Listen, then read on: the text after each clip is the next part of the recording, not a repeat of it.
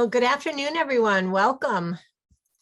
Welcome to our Science Cafe. My name is Jerry Bowers. I'm the Director of Development and Public Affairs here at the MDI Biolab. We're very excited to have you with us this afternoon. It's kind of a cold, rainy afternoon here in Salisbury Cove, but we are channeling some warm weather from South Florida with our friend, Dr. Bob Hueter, who's with us this afternoon. So welcome again. My pleasure to have with us this evening a really exciting program we've been looking forward to for a while. We had an opportunity to meet some folks from OCEARCH, which is a research organization that's really dedicated to helping scientists collect data from the ocean and, in a sense, sort of work to return the ocean's balance and abundance. And so it's a group that we learned a bit about earlier this year as they were planning some work sort of here and north of us. So happy to have them with us this afternoon and to tell us a bit more about some of the research they are doing on white sharks in our waters. So I know many of you may be aware there's been a few news articles recently. We did have a fatal shark attack about a year ago. This group is really going to help us sort of learn more about the behavior of these these animals and kind of tell us more about some of the data that they are collecting in terms of the activity of these beautiful, amazing animals out there in the ocean. So I'm very excited, as I mentioned, to introduce Dr. Robert Hueter. He is a marine scientist with more than 4 decades of experience. He specializes in biology, fisheries, and conservation of sharks. So he had a 33-year career at the Mote Marine Research Laboratory in Sarasota, Florida, recently retired, and now is the chief scientist for OCEARCH. So Bob, welcome. We are very excited to welcome you to our Science Cafe stage and super excited to hear about some of the information that you have to share with us this evening.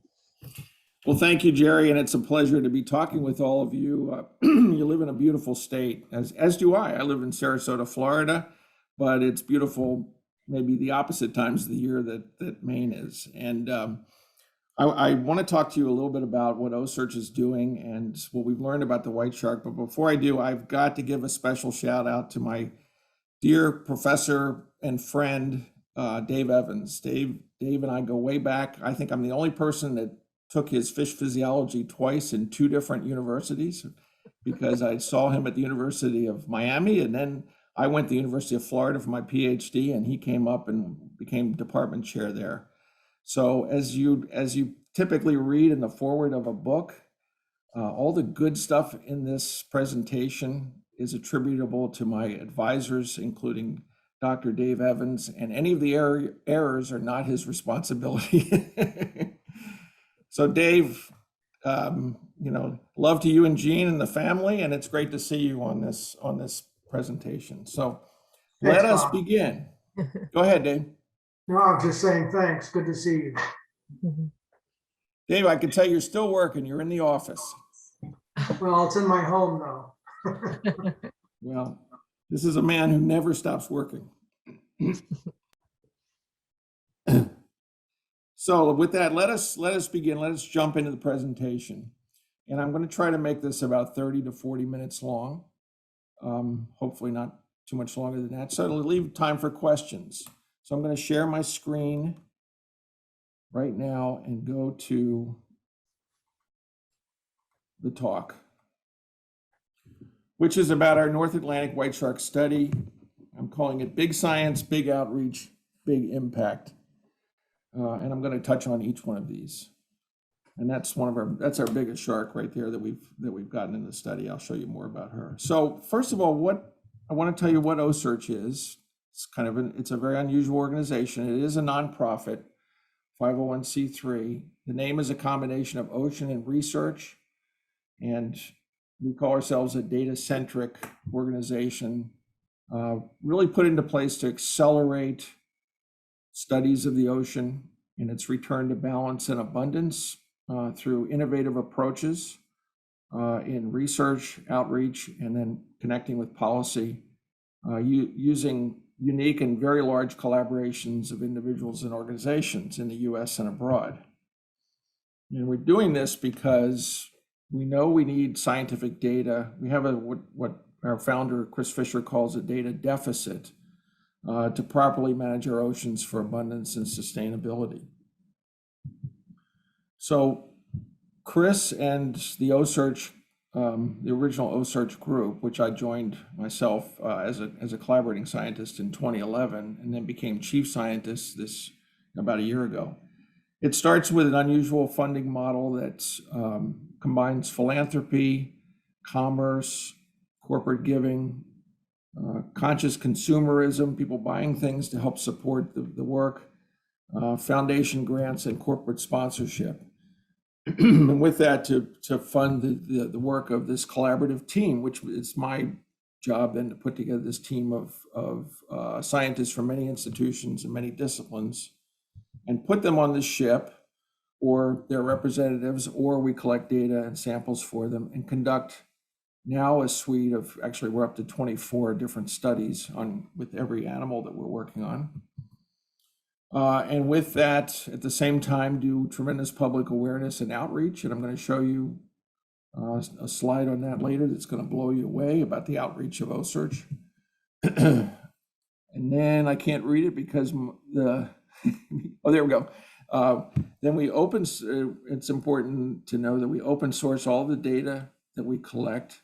Our satellite tracks, for example, are shared with all of you in real time on the OCEARCH website and through the OCEARCH app on your smartphone.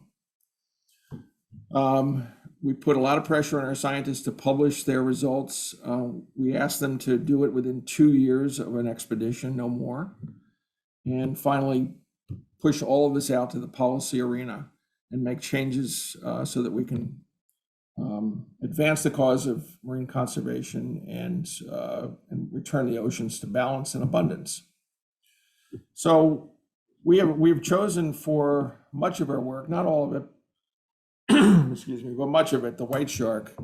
And just to review this particular species, the white shark, of course, is very well known to the public.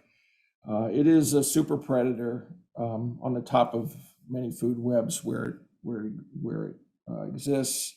It's an animal that eats fish and squid, marine mammals when it gets to be larger. Found worldwide. It prefers kind of cool temperate zones. We'll go all the way to the tropics, and then also we'll go into cold freezing water, 0-degree water, but it prefers 55 to 75 degrees Fahrenheit for much of its range. And it's a shark that's it's warm-blooded in the sense that it is able to somewhat moderate its body temperature to keep it above ambient seawater, which is unusual for most of the sharks and special. The white shark is primarily a coastal or continental shelf dweller with occasional forays into the open ocean and deep sea, and I'll show you what we think is happening there. The life history of the white shark is still being debated to some extent. The males are thought to mature in about 20 years, the females in about 30. Adult females have pups, we think, about every 3 years once they reach sexual maturity and are mating. We're trying to confirm that. And the litter size of pups these are live-bearing animals that give birth to live young. The litter size averages about 7, typically 7 pups. Each of those pups is about 3.5 to 4 feet long, so you can imagine how big mom is. And the longevity of this species is, we think, around 80 to 100 years, or perhaps even more. And they're designated globally as vulnerable on the International Union for the Conservation of Nature Red List. They are a prohibited species for retaining in the U.S. Atlantic, and they're actually listed as endangered in Atlantic Canada. And yes, it is true. There's very few fatal shark attacks in the world every year, maybe about a dozen or less. But of those, the white shark is responsible for most of them, of the fatal attacks. Not most of the shark attacks and bites, but most of the fatal attacks. So I'm sure most of you are aware that white shark shark populations in general have been decreasing. The white shark, as I said, is listed as vulnerable worldwide with a decreasing population trend, and oceanic sharks in general have declined by 71% since 1970. And this has great concern for us for balance of ocean ecosystems because of the importance of sharks in those ecosystems. But it's not all bad news, and I caution, or I rush to tell you that that we're making great strides in terms of rebuilding sharks, especially on the U.S. Atlantic coast. If you look at this graph here, this shows relative abundance of white sharks from 1960 to about 1990. The early 90s was plummeting, and we lost probably about 75% of the abundance of these animals on the Atlantic coast. But with the implementation of a fishery management plan for sharks in 1993 here, and then about 5 years later, declaring white sharks as a prohibited species, the population is in fact rebuilding. So we are seeing more white sharks in US and Canadian Atlantic waters now. So it does show that if we really try, if we put into place management measures, we can turn things around. And as I said, the importance of this is that as apex predators, white shark in particular, is on the top of the food pyramid, the food web, and helps to maintain the balance of species below. If you take that capstone off, you get these cascading effects through other levels of the food web. And we know this for sure from studies of other shark species, especially reef sharks. So with all of this in mind, OCEARCH picked the white shark as a sort of focal species, a keystone species to study. And our work began in 2012 and has now evolved to include 24 different research projects led by 42 scientists from 30 organizations. And our goal in the Northwest Atlantic and in the US and Canadian Atlantic is to get samples and data and tag and release 100 white sharks to answer 100 questions for these 24 different projects. The list of collaborating institutions are shown here. So we're collecting data and samples and involving scientists and often students from all of these. I'm not going to read the list, but I think you can see this is a very prestigious list of institutions that include universities, government laboratories, independent labs, and even public aquariums. And gosh, guys, I mean, I would love to talk about all the research we're doing, but these 24 projects would each take an hour. So I'm just going to summarize in here and there throughout the presentation that we're doing everything we can on every one of the animals that we touch. We're doing everything from work to understand their population size and distribution, their movement patterns, genetics, even collecting ectoparasites that help us understand where these animals are going to and coming from, looking at their reproductive biology, their hormone levels, using ultrasound to look at whether females are pregnant, collecting sperm from males to look at the condition of the sperm, whether they're in mating condition, really focusing on their health, environmental threats through looking at stress biomarkers, assessing their health in terms of contaminant loads, contaminants like heavy metals, microplastics, and a whole range of items. We're looking at their food habits and their feeding ecology in different ways that I'll illustrate. And finally, we actually have a group that's looking at the microbiome on each of these animals and using that information to look at antibiotics that can be produced from the bacteria that live on white sharks, as well as antibiotics that need to be used when a white shark bites a person and there's a human victim. So all of these things are being done on every single animal that we bring onto our research platform. And that's a very powerful tool, because instead of each of the 24 projects then going out and collecting and sampling all the individual animals that they need, we can consolidate everything into one massive collaborative study and reduce the need for handling these animals essentially by 24, factor 24. And our primary asset for all this is our research ship, the OCEARCH, which is a converted Bering Sea crab boat that was outfitted with this very unique platform that can be lowered over the starboard side and put down in the water and allow our animals to come on board. I'm going to show you just a 1-minute clip then of the whole process of animal coming to us. And I'll be happy to talk about how we catch the animals, but they're caught in a way that does not harm them. And they're basically led to the platform like you'd lead a dog or a horse on a leash. Rather than telling you about it, let me illustrate it with this 1-minute clip. And at this point, I'm going to have to switch over to. We're here in beautiful Cape Breton, where the conditions were perfect when we first came out. The water's calm, the guys have their rigs out, and we're hopeful that we'll get a shark very soon.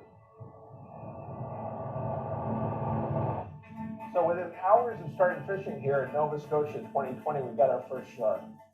It was a big, beautiful male. Came on board 13.5 feet long, about 1,400 pounds. We were able to measure, put it in an acoustic tag, take parasites, take blood, and of course put our satellite tags on. Before he left.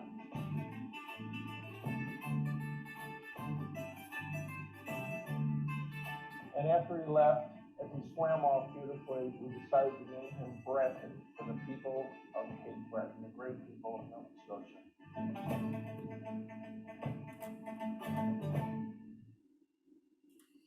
So that's one example of just one of the sequences that we go through. I'm going to go back to the presentation now.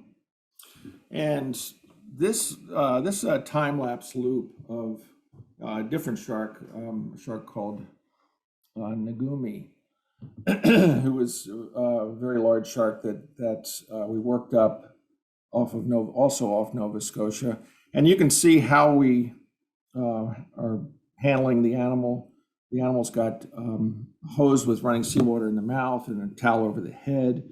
There's a tail rope on the shark to make sure that it doesn't hurt itself or hurt us. And cool seawater is always put over the back and to keep the animal cool and wet. And the scientific team then just huddles over this each animal for about 15 to maximum of 20 minutes, collecting a variety of samples, measurements, doing examinations, as I mentioned, with things like ultrasound, and finally, at the end, attaching various kinds of tracking devices, tracking tags, depending upon the questions we're asking, and release the shark. And they typically swim off the platform after they go through this alien abduction experience. They swim off in less than a minute, and off they go. And then the tracking through the tags that we put on confirms that the animals are doing fine after we release them. So this is a list of all of the things that we're doing in those 15 to 20 minutes, and it's more than a dozen different procedures. We typically have a science team of anywhere from 2 people, which is rather difficult to do with 2 people, up to 4, 5, or 6. And you can see we start with taking a blood sample in the beginning, and then there's one taken at the end. That helps us monitor the stress levels. We have an onboard laboratory that's working up some of the samples in real time.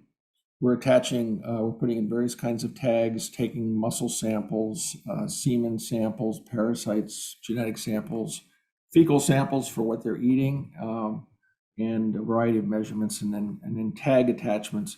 And at the bottom, you see we also use something called BRUVs, which are baited remote underwater video systems, to pick up other sharks that we're not ourselves catching. And we've seen quite a few on these underwater cameras. We're also taking samples for environmental DNA to pick up the presence of white sharks in the area and help with other studies of that sort. And we're collecting prey and taking oceanographic measurements. So I'm going to now focus on the tracking part. And I know that we're known for the tracking because of our website and the app. But honestly, it's like 5% of all the projects. But it is the one that I'm most responsible for as an individual collaborating scientist. And we want to track these animals for multiple years because we want to know where they go, what jurisdictions they're going into, how deep they go, what temperatures they prefer, their critical habitats for feeding, growth, and reproduction. What are the impacts of human activities such as fisheries and then pollution, as well as climate change on the population, in this case of white sharks. And then how do these sharks' use of the oceans overlap with people's use of the ocean? So we use a variety of tracking devices, and most sharks get all three of these tags I'm going to describe. One is called a spot tag that goes on the dorsal fin. That has a battery life of about 5 years, and that's the one that gives us a ping when the shark comes to the surface that you see on the OCEARCH tracker. So the big gaps in between are simply when the shark is not at the surface. These are not air-breathing animals, so they don't have to come to the surface. And we're actually pretty lucky that white sharks do come to the surface as often as they do. The one on the right side of the screen is called a pop-up satellite archival tag, a PSAT.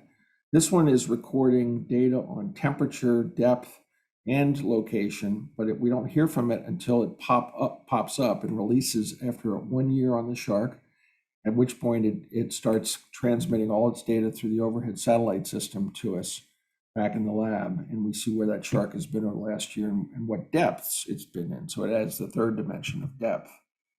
And these tags work very simply by transmitting to, or not so simply, I guess it's pretty amazing, it's pretty miraculous, because no matter where the animal goes on the planet, we get the data through this Argo satellite system that then sends it to a downlink station, and then to us in the lab via the internet. And from that, we're able to reconstruct things like tracks. We're also putting in a sort of a lipstick case-sized little tag called an acoustic tag that puts out an ultrasonic ping that's unique to that shark. And whenever these sharks swim, typically along the coast within an array of underwater receivers that many different researchers use, we know that the shark was there with great confidence. And these tags inside the animals, when they're implanted, don't bother the animal at all, and they have a battery life of up to about 10 years.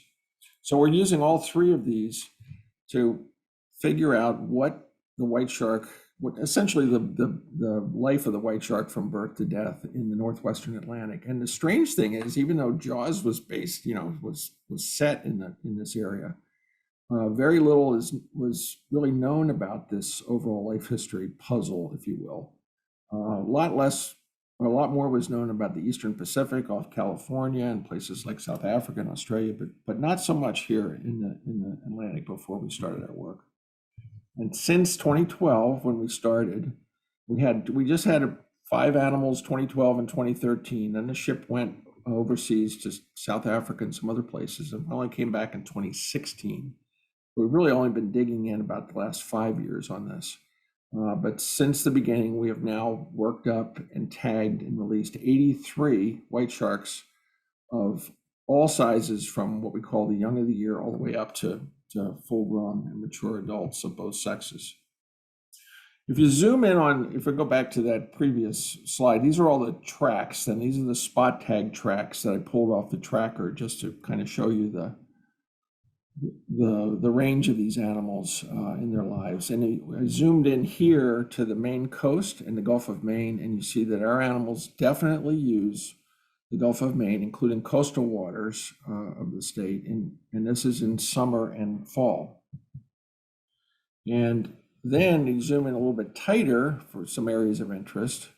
You see on the left is the area around Portland, and we have a couple of sharks there that have certainly used that area, including one that was very close to the population center.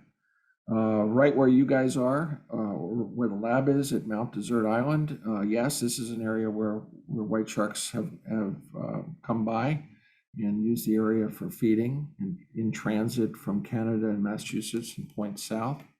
And then further to the east, Passamaquoddy Bay is a very interesting area for our white sharks. You see there's one there that came right into the bay, no doubt sniffing out the salmon farms that were there and attracted to those pens. Spent some time in there. Everybody always wants to know, what's the biggest one you've gotten so far? And the biggest one is this big, beautiful female that we named Nagumi, which means grandmother in the indigenous Mi'kmaq language up in Nova Scotia. We'd estimate she's at least certainly 50 years old. She's got to be a grandmother at this point. Her pups have certainly given birth. And she was over 17 feet long, and we estimate that she weighed more than 3,500 pounds. Nagumi, after we released her, this was October of last year, Nova Scotia, headed south to the Carolinas and then spent time there in the winter. And late winter, early spring, she made this transit offshore way out to the mid-Atlantic ridge. And where her spot tag unfortunately stopped sending us data. Now we have heard from her pop-up tag, and she's fine. She last heard from her when she was back up on the Grand Banks, so she's doing fine. But it shows you how far these animals can go in just a relatively short period of time over this vast part of the ocean. So I'm just going to cut to the chase and explain to you the puzzle now that we've assembled, which we're starting with almost nothing. And now the puzzle has come into view, and this is a figure from a paper that's in press. It's going to be out essentially any day now. That is the sort of the ultimate answer to, where do these sharks go? Where do they live their lives in the Northwestern Atlantic? It starts with the little guys being born in a nursery area that's off of the Long Island area. This is the one that we confirmed through our satellite tagging of those animals. And they spend their first late spring and summer there. And then in fall, they migrate south to the winter nursery, which is typically off the Carolina coast, and then return the next spring. And they'll keep going back and forth and doing this for a couple of years, but very quickly they start to expand their range within about the third year of life and begin going up to your area and up to Atlantic Canada to feed on the rich food resources that are up there. And this will be during the summer and fall, where they forage. And then they'll also then return to the south in late fall, early winter, and spend the winter in this area in the southeast U.S. off of everywhere from Cape Hatteras to the eastern Gulf of Mexico. The critical part the piece that we've been trying to assemble, that we're working finally this last year on trying to confirm, is where are they mating? We've chased this question all around the Atlantic, and we now think that based on the evidence, sperm samples, female condition, and where these animals are coming together as adults, that it's happening possibly off the Carolina coast, this area right here, not close to shore, or else people would have seen it, but it's probably out, maybe on the continental slope area. This is where that we think the animals are mating, and then right after mating, the females are heading offshore. The big females are going offshore, and they're making these huge loops way out in the open Atlantic, all the way as far as the mid-Atlantic ridge, and back again. And because these are big adult females, we have hypothesized that these are actually the pregnant animals. They want to get away from the males and the rest of the population. They don't want to be bothered anymore. They want to gestate their young, and eventually will return to that area off of Long Island to give birth. So this is an animal that ranges in this part of the world from Newfoundland and the Grand Banks and even beyond, all the way to the eastern Gulf of Mexico, and makes those movements back and forth among those areas every single year. Just a taste of some of the results of some of the other studies.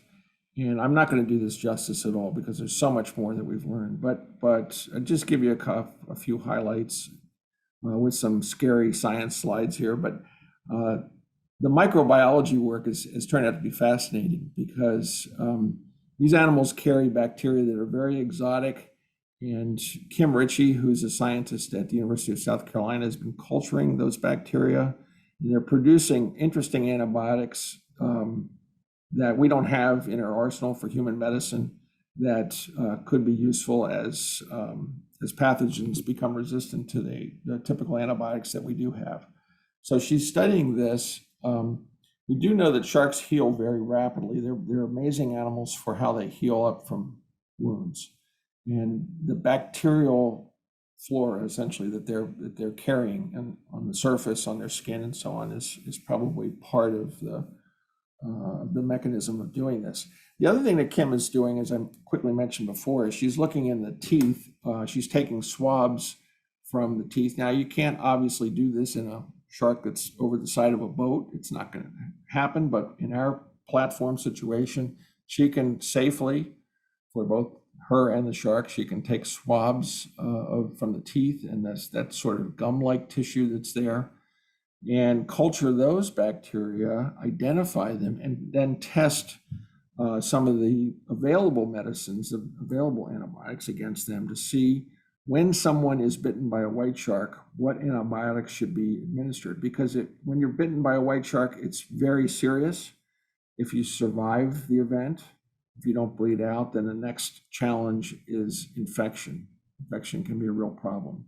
So she's providing the information to local medical community everywhere from Canada down into the Southeast, what to do if someone is bitten by a white shark. And in fact, was called to help when a woman was bitten by a white shark up in Nova Scotia this past summer. Sorry for the sciencey slides here, and don't worry, there won't be a test on any of this, but I just wanted to illustrate some of the things that some of our people are finding. And the top two up here, these are looking at the levels of mercury in the tissues of white sharks that we're getting. This is work by a very up-and-coming female graduate PhD student, Lisa Crawford at Stony Brook. And she has discovered that not only is mercury going up as the animals get bigger and older, which makes sense, that's typical of how mercury bioaccumulates in these big predators, but she's also discovered that the mercury levels are higher in the animals that we are sampling in Nova Scotia than in the Southeast. So clearly those animals, while they're up there, they're feeding high on the food web, and they're getting a pretty high dose of mercury in their tissues, probably high enough. She thinks that it could be affecting their health, especially when you look at the relationship between selenium and mercury in the same animals. Lower left is a study by Lisa Hoops at Georgia Aquarium of fatty acids that are in the tissues of our animals. And the point of this slide is to say that the various symbols there represent different areas of sampling, and you can see how sharks that were taken from a given area kind of cluster together. And that just confirms that they're eating different things in these different areas. So when they're up in Nova Scotia or off of Cape Cod, they're eating pretty high on the food web. And when they're down in the Southeast overwintering, they're probably eating less, and it tends to be a little bit lower on the food web, we think. In the middle slide is a plot of a stress hormone. I'm not going to try to pronounce this, but it's a stress hormone. And these are levels of that hormone in the blood between the first blood sample on the left and the second. And you see that at least stress that's at least measured by this particular biomarker is staying usually pretty flat, sometimes decreasing, sometimes a little bit of an increase. But this is an order of magnitude below what's considered a stressful level as seen in other sharks in other situations. They would be off the y-axis way up here, up around anywhere from 10 to 30. So the stress levels are very low in our animals, and it appears that on the left, the stress stays low and does not increase, which is confirmation that what we're doing is good. And then over here is another example of another biomarker that indicates physiological response to some kind of stressful, like environmental contaminant or whatever. And basically, in this case, the Southeast animals have a higher level. So it shows that they're responding to some stressful thing. It could be environmental. This is work by Elisa Newton at Disney. She told me today this could also even be from social behavior, from social stress. Maybe, the stress of being around other sharks and the stress of having to go through mating, perhaps. So these are the kinds of things that our people are looking at across the board, every animal. And a powerful part of what we're doing is somebody that's doing this work over here can talk to somebody that's doing this work up here, and they can then combine that with the tracking data and understand what's happening in the whole animal in a way that's just not possible when you're doing just one animal or one sample at a time. A final slide, I think this final slide of an example. This is really interesting work by a guy named Jim Gelslater at the University of North Florida, who's looking at reproductive hormones in these animals. Yes, they have the same reproductive hormones that we do, estradiol in the females, testosterone in the males. And Jim has gotten preliminary evidence that these sharks are probably maturing at a bit smaller size than what's in the published literature. It's based on the Pacific and places like Australia and South Africa. So we think that these animals may be growing a little bit faster in the Atlantic and getting to maturity at a smaller size.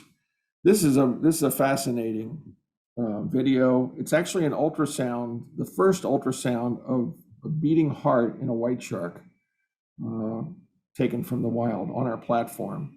And the white shark heart, Dr. Evans could tell you all about the heart, and I'm not going to try to go into all the details, but they're huge hearts for these huge animals, and they beat very slowly for a period of about 6 to 10 beats per minute.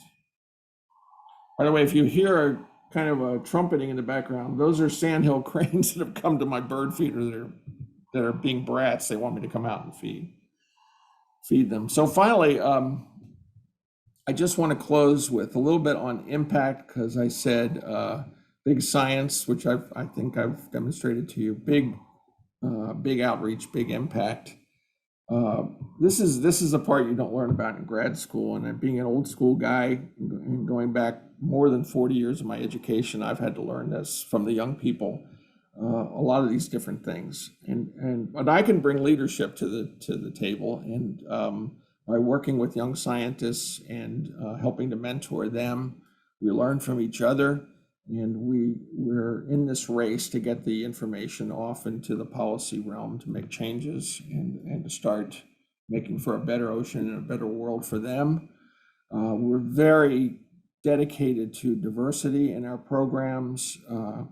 I actually calculated for a report today that 40% of our PI, our principal investigators, our lead scientists, are women. And we work with things like indigenous communities of in Canada, the First Nation people. We had a contingent on our ship. And in this last expedition that we had this past summer. So community, we're building in a community way. Our shark tracker is, as I said, is an open access forum that's available for everybody to see. It was rated among the 10 best iPad and iPhone science apps. And you can download it from your app store. And this slide just completely blows me away. And I don't profess to understand much of this, but these are data that are collected for us about our impact through social media and then the more traditional press and traditional media. And you can see the numbers there, 109 million impressions in social media. We have now 722,000 a list of email subscribers. And in the press, our articles in the press and other traditional media have now been viewed 14.3 billion times. And the value of that kind of outreach totals more than $132 million. And this is in 1 year. These are numbers just for 2020. So we are now the second largest player in the ocean space in this outreach of this kind of information. The first is Oceania, and we're number 2 in terms of the number of people that engage with us. And we also have an education program of STEM curricula that are distributed and used in 45 states. And all of us in the OCEARCH team do lecturing online, done a lot of that over the last 2 years during the pandemic. It's been very rewarding. And we have a variety of museums and aquariums, exhibits and kiosks. Here's one in Texas State Aquarium, 350,000 people view that exhibit. Finally, we have lots of events on the ship. Wherever we go, we make the ship open to the public. Last 2 years have been challenging to do that, awfully challenging. Hopefully we come out of it and we're able to do it again very soon in a big way. And finally, this is pretty, in my experience, pretty innovative. The use of these co-branded products, everything from hats and t-shirts to bourbon and beer with the OCEARCH brand on it, in which people choose to buy these things to help support our mission. And a large amount of the funds do come back to OCEARCH to fund the actual mission. So the ship has been on 42 expeditions, ending with the recent one, September in Nova Scotia, 24 different locations around the world shown here. And where are we going next? Well, we're going to come back up to the Carolinas in March. And sorry to say, we're probably going to be bypassing you all and heading up to Newfoundland and the Gulf of St. Lawrence, where we want to do some work up there and finish out this Northwest Atlantic component, get our 100 animals. We only need 17 more. Then the ship's going to go across the big pond, and we're going to start working over Northwest Europe first in September, Ireland, UK, France, and Spain, and then move the ship into the Mediterranean, where we're going to probably be working for 2 years or more, everywhere from Mallorca and off the coast of Spain to Turkey, Croatia, and places like that, Malta and so on. Working on white sharks, but on other species as well. So in summary, I've gone over just a little bit, but in summary, for you all for this talk, specific to Maine, white sharks clearly use Maine coastal waters in the Gulf of Maine to feed and transit back and forth to and from their summer and fall foraging grounds in Canada and Massachusetts. The sharks that are found there off Maine do migrate as far away or come as far away, far from as Newfoundland, the eastern Gulf of Mexico, and the mid-Atlantic ridge out in the open ocean. And it's important that you understand that this population in the Western North Atlantic is on the rise. Climate change may also be causing it to shift a little bit northward. The bottom line is that you can expect to see, I think, more white sharks in Maine waters in the future. There's never going to be thousands off your coast. As a top predator, nature just doesn't do that. But there's probably going to be more white sharks present in those waters in the near future, and we have to plan for that. We have to educate people about the importance of the animals being there, and also talk to people about how to be safe in their use of the oceans when the sharks are there. So that's it. That's OCEARCH is a combination of ocean and research. And that's my email address if you have anything that you want to run by me. We're always interested in hearing citizen science observations and reports of shark sightings. And you can follow us on Facebook, Instagram, Twitter, a lot of these things that I don't understand, but enjoy. And then definitely check out our global shark tracker at the website and on our free shark tracker app for both your Apple and your Android phone. That is it, folks. And I'll be happy if we have time to answer any questions. Bob, that's fantastic. Thank you so much. What a great presentation. It was so much fun to see all your scientists working in real time on that video and learning more about the presence of these amazing animals in our waters. So thank you so much for sharing that. Just a reminder for the folks who are participating, if you would like to ask a question, you can either type it in the chat or you can use the raise hand feature, which is in the menu bar under reactions. And if you do that, we will call on you to unmute yourself and you can ask your question.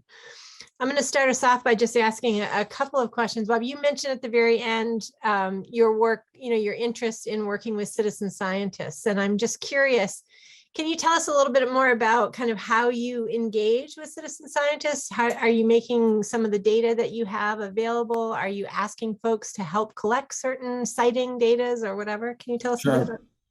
Sure. I mean, we're very accessible, obviously, by email and through Facebook and through all the other social media posts that we put up. We're very accessible, Twitter and so on. We encourage all observations, especially if you have good photos and video. We would love to hear more from the folks in Maine, because the database for up there is rudimentary at best, as it was in Canada before we went to Canadian waters and discovered that the animals were much more abundant in Canadian waters than the Canadians themselves do. So we encourage that.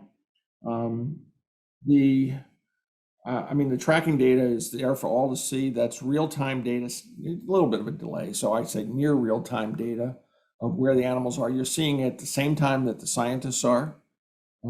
Sometimes people have suggested some pretty good ideas about what's going on. When we see some things happening, we encourage that. We also take requests from people for other data, and we run that through our scientific advisory committee, and we will provide those data to like school groups that are working up the data for curricula. We'll provide it to other researchers and graduate students who may not necessarily be collaborators with us. NASA has asked, some groups with NASA. I mean, a lot of different groups. We vet it, and then we just have a very simple agreement about attributing the data, and then we give it away. The whole philosophy of OCEARCH is giving things away. At one time, OCEARCH was making TV back in the early 2000s, and the whole philosophy internally changed to scale up everything and kind of take the Google use the Google business model, which is to scale up content and give it away, and then it comes back to help support the program in ways that include things like the buying of branded products and philanthropy and so on. We don't really depend much on government grants at all, which Dave, I'm glad I don't have to write too many more proposals. That's why that's one aspect of life at Mote Marine Lab that I don't miss. Yeah. So yeah, we're very interactive with citizen scientists, and encourage we don't have enough time left, guys, to divide up pies into territories. We need to get some of these things figured out and make changes, everything from climate change to overfishing and so on. And if we want our kids to have a healthy ocean and have seafood in their diet, then we have to stop fighting with each other and being silly about holding data too close. Now, it's a little easier for me to say that as a senior scientist and an older guy than a young scientist. I get that. But I hope the young scientists embrace this approach as well, because in fact, you end up benefiting. It's like the old thing about if you give something away, you're going to get something back. You end up benefiting that way. That's great. Dave Evans, do you have a question? Yeah, thanks, Bob. Great talk. I've always wondered, how do you actually get the sharks onto the platform? I mean, how do you talked about you must bait them, you don't catch them with a hook, but how do you actually get them on to the ship and up on the platform? Well, we actually do catch them with a hook, Dave. We use a type of rig. We call it a breakaway drumline rig. And the guys kind of the fishing guys call it a mousetrap. By the way, the ship comes with a world-class fishing crew. That's a big part of the assets of OCEARCH. So they set these rigs up to about a half a dozen of them. And these are baited hooks, and they've got gear so that if it takes the bait, the hook always engages in the jaw. I've never seen it not. They never swallow the hook because of the way the rig is done. And we keep eyes on all the rigs, and when we see a rig that's starting to separate and move off, that means that there's been a link that's been broken. The shark is basically swimming free and is trailing a line of buoys. The fishing boat goes over, picks up the terminal buoy there, slowly works its way to the shark. And the sharks, believe it or not, give in to this whole thing in a matter of minutes. I mean, some of them might take 45 minutes or longer, but most of them are pretty much, yeah, you got me after about 10, 15 minutes. Hmm. And the animals are not dragged or towed back to the ship. They basically are led back, and meanwhile on the ship, we put the platform down and the guys just run up along the side and the shark goes up on the platform, and then we raise the platform up. The hose goes in the mouth, and everything then focuses on the shark on the platform. 15 minutes on the platform, 20 minutes, then the platform down and off the shark goes. We've done it on hundreds and hundreds of animals now around the world, and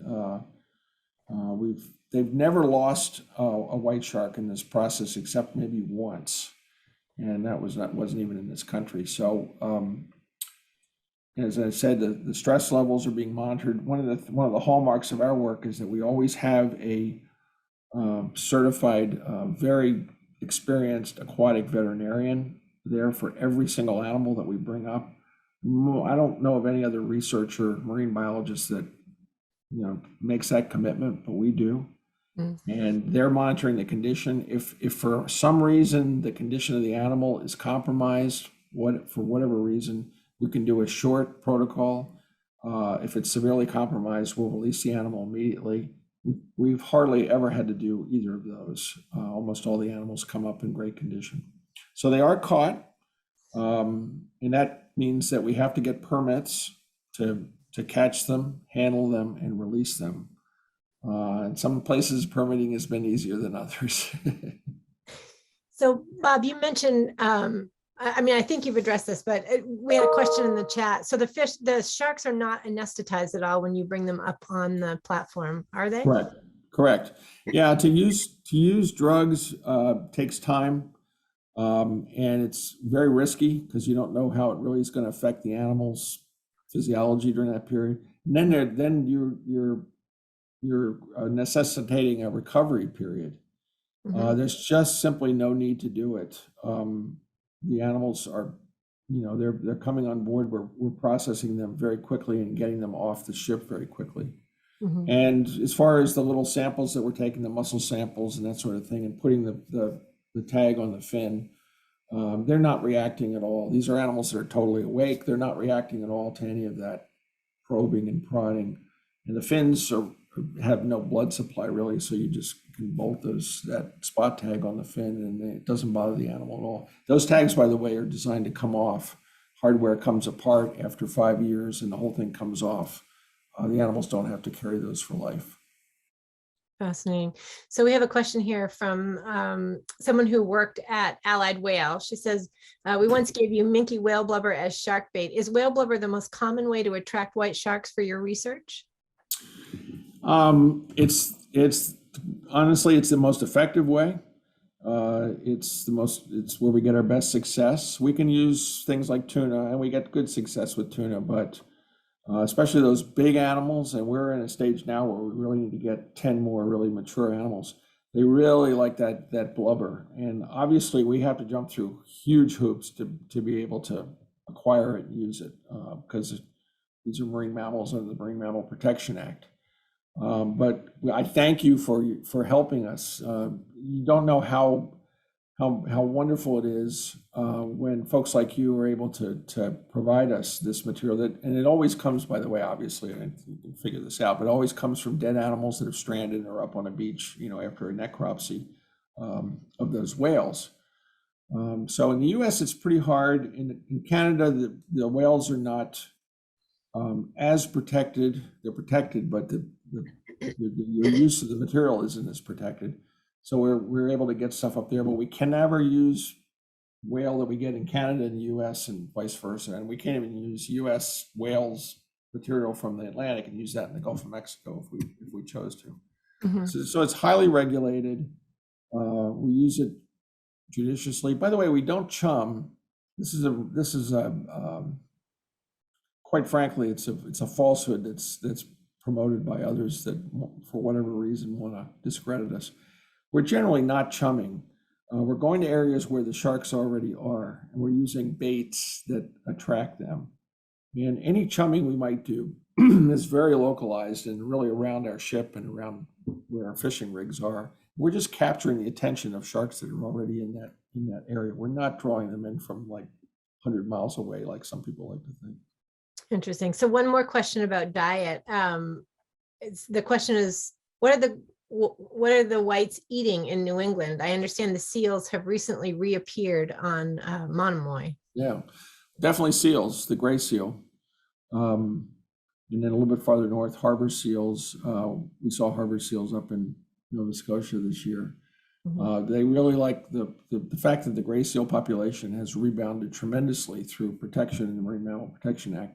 Remember, seals and marine mammals got about a 20-year head start on the white sharks in terms of protection.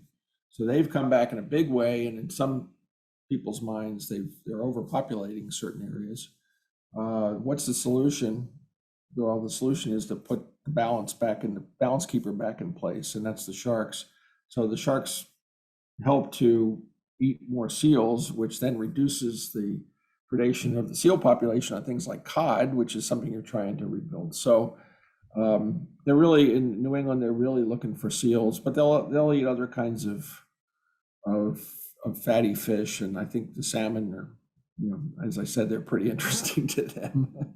Now, one thing is when they're young, when they're little, white sharks' teeth are a little bit more pointed, a little bit more needle-like, and they're eating a lot more fish. But as they get older, the teeth broaden into that classic triangular shape, and that's when they're going after the larger prey and eating off of a dead whale that they might encounter as well. Fascinating. You mentioned some of your conservation priorities. I'm just wondering, and what are your recommendations? So when you have an opportunity to meet with policymakers or others, what are the big concerns or big initiatives that you all are promoting?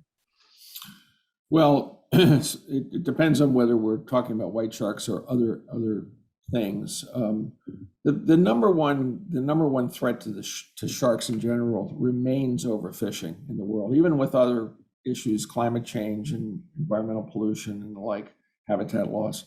The number one problem is still overfishing. So we've got to get things like net gear out of nursery areas, for example, and we think that reason that the white shark population on the East Coast is rebuilding successfully is partly due to the fact that net gear in the Carolina coast has been greatly reduced since the 1970s, 1980s, and early 90s when they were catching too many of the young white sharks. You can't catch too many white sharks before you start making a real dent in the population. It's, you got to think of like the African savanna and think about lions, and then the numbers of lions versus the numbers of wildebeest and so on. And pretty soon you take out just a small number of those lions and things have really changed. Well, the white shark population is affected the same way. So getting rid of overfishing, stopping bycatch is a problem. White sharks themselves are not really subject to things like massive industrial fishing and finning, which is the removal of the fins off the sharks and then dumping the rest of the animal at sea. Horrendous practice that all of us are against. I'm actually not against sustainable fishing for sharks, not white sharks. They just would never sustain any kind of fishing, but some of the other species. But finning is a problem, and that's a huge problem, still remains a huge problem in the open ocean through these industrial fleets. They're catching large numbers of sharks like blue sharks and even short fin makos, and sometimes finning them and dumping them. So getting rid of overfishing, dealing with things like plastics in our environment. We're seeing microplastics load, in these white sharks as sentinel species. We're seeing them in the tissues, in the blood, and plastics in the feces. I mentioned mercury.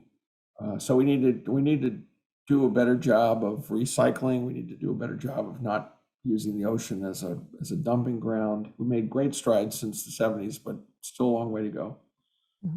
And then climate change. I mean, climate change is going to really make changes in where these animals are. I don't know whether it's going to be a problem for them. it's like we're running this massive experiment that we're all willing, well, some people are willing to just let play out, and we just are going to deal with the consequences. Well, I'm not sure that's the smartest thing to do. So we've got to mitigate the effects of climate change and also be ready for some of these range extensions that I mentioned, like the white sharks being more abundant in Maine because water's warmer. I know that you guys have suffered problems already due to climate change and things like the kelp beds. So that's one bad thing. More white sharks being there. Maybe some people think that's not so good either. It's just something we're going to have to deal with. So these are the kinds of threats that we can do something about. We can fix. Takes a lot of effort, a lot of dedication. Starts with good science, and that's the piece that we're promoting. Is the good scientific data to make good decisions. Yeah, that's terrific. So important. Just one more question for you. You mentioned the sort of quick healing ability of these sharks. And historically, the MDI Biological Laboratory did a lot of research on a particular type of shark, the dogfish shark, and have identified some compounds from that organism that promote regeneration. I'm just curious, is there any indication that these big sharks, other than maybe their teeth, if they have sort of widespread regenerative abilities? Do you see any indication there? Well, when they're wounded, they heal much more rapidly than mammals or birds, and it starts with the layer of mucus that sort of fills in over the wound very rapidly. A lot of this work, there's been work done in my former laboratory, Mote Marine Laboratory, on captive animals, smaller species of sharks and stingrays, and what they see is when a wound is made, the growth process of covering over the wound and then building the epidermis back, for example, is much faster than you would see in a mammal. And it starts with a very thin layer of microbiome rich kind of a material that helps prevent infection. You just don't see these guys getting seriously sick in the wild.